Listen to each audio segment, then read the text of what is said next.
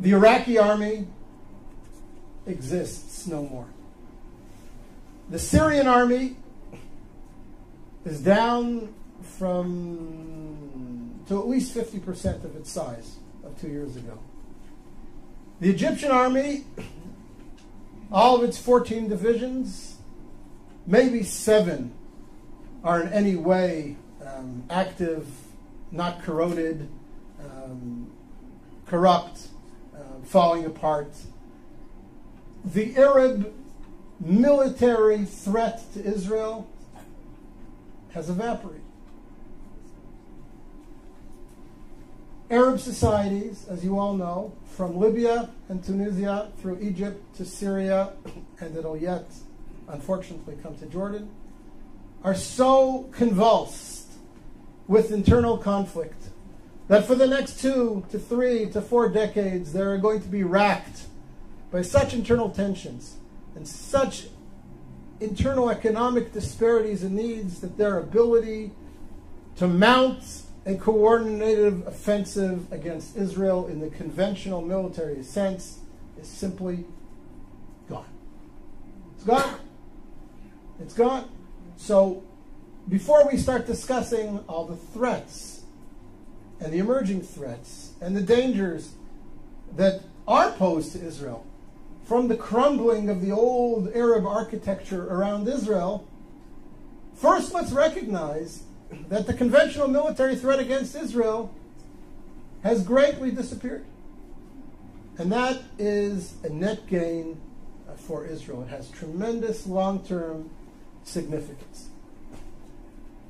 Now, we all know that there are new threats emerging. What was the authoritarian control over countries like Egypt, where the security services had penetrated every element in society. You couldn't burp, you couldn't breathe, you couldn't blow your nose without somebody in the security services knowing about it. That's all gone. Morsi doesn't have control over the streets of Cairo, never mind the sands of Sinai. And whoever emerges as the leader or one of the leaders in Syria towards the future will never have the same authoritarian control over the country that Assad's mukhabarat, his security services, had. So that creates potential for great conflict. We all know about the threat of weapon stocks, missiles spreading all over, new weapon systems coming into the region, whether it be from Iran or from Russia. All these pose security threats to Israel that Israel will have to deal with in the coming years and perhaps decades. But the conventional military threat, the Israeli fear that the combined armies of Egypt, Iraq, Syria are going to mount a coordinated offensive like they did in the Yom Kippur War against Israel, that's gone. That's gone, thank God, it's gone. And therefore I say to you, again, Israel is winning.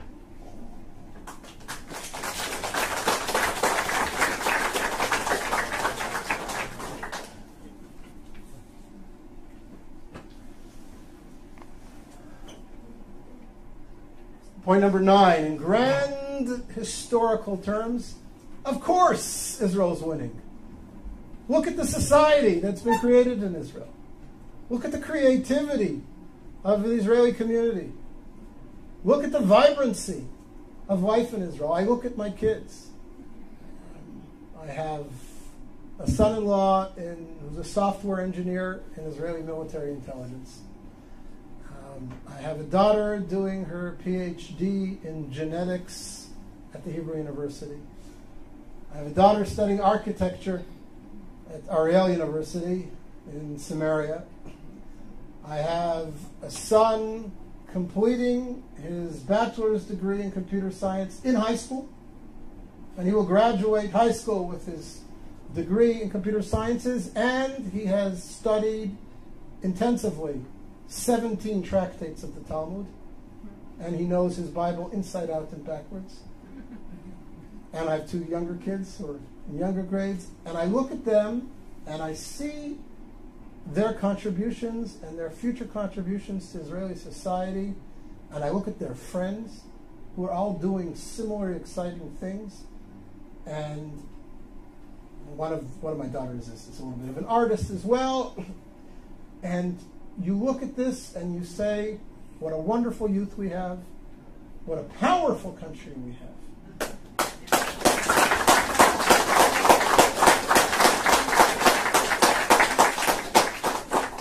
And I don't say this to gloat or to be racist, but it's important for us in terms of perspective to ask, what creative contributions has the Islamic Arab world around us made to the world over the last 100 years? What technologies have been bought by Facebook, Yahoo, Microsoft, and Intel from Saudi Arabia? What's the gross national product of all 40 Arab countries around us put together, leaving oil aside? And again, not because I mean to be denigrating or dismissive of the Arab world, and not because I want to gloat, but because I want to reinforce in our own minds how powerful we are, how vibrant a society, how creative a society Israel has become, how proud we ought to be, how right we are to be able to continue to claim that Israel is an honorable member of the world community and making contributions to that world. It's important for us to remember that we are winning.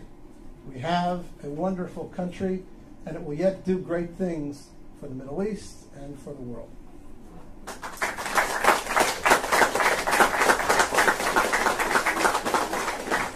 And I forgot, we now have gas.